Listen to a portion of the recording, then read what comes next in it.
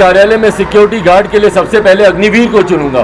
क्या मजाक कर रहे हैं आप भाई? कार्यालय में नौकरी करने के लिए तो हमारे देश के नौजवान इतनी मेहनत नहीं कर रहे हैं ना।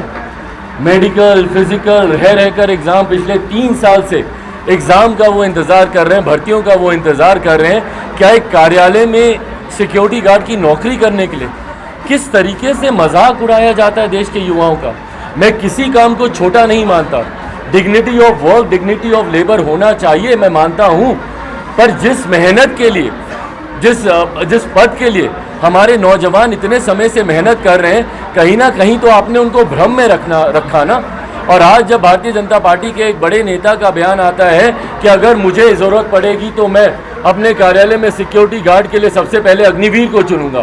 क्या मजाक कर रहे हैं आप? ये अग्निवीर 4 साल सेना में नौकरी करके आएगा आपके कार्यालय में नौकरी करने के लिए, या देश के लिए समर्पित होने की भावना रखकर ये सर्वोच्च अपना निछावर करना चाहता है देश के लिए आपके कार्यालय में नौकरी करने के लिए। तो कहीं ना कहीं युवाओं की भावनाओं के साथ खिलवाड़ किया जा रहा है। आप एक तो उनके आक्रोश को समझ नहीं पा रहे कि क्या कारण है। भैया 3 साल से आपने उन्हें भ्रमित करके रखा हुआ है। आपके हर मन से कहा जाता है कि भर्तियां निकलेंगी, एग्जाम्स होगा, और रातों रात आप एक अनाउंसमेंट कर देते कि अब जो एग्जाम होंगे वो सिर्फ 4 साल के लिए आपको लिए जाएंगे। तो बाकी का भविष्य उसका क्या? भाई कम से कम आप बैकलॉग तो क्लियर करते।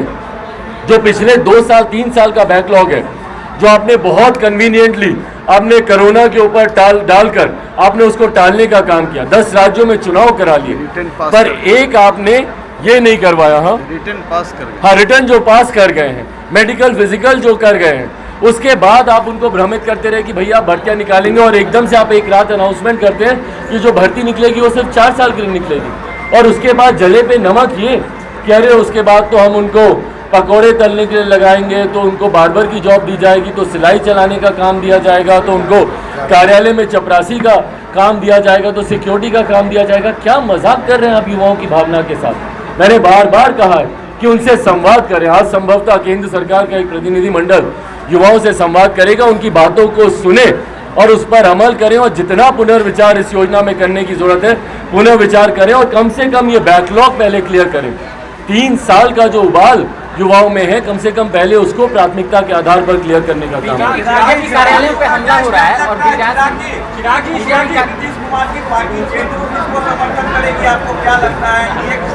भाई मुझे नहीं पता कि मुख्यमंत्री जी की पार्टी किसका समर्थन करेगी नहीं करेगी। मैं कोई कहने वाला होता भी नहीं हूँ कि आप किसका समर्थन करें नहीं करें, पर हाँ मैं इतना मैं ज़रूर आग्रह करूँगा कि कई बार कुछ ऐसे नाम आते हैं जिनमें चर्चा की गुंजाइशें नहीं रहती। द्रौपदी मुर्मू जी का नाम ऐसे नामों में से ही है।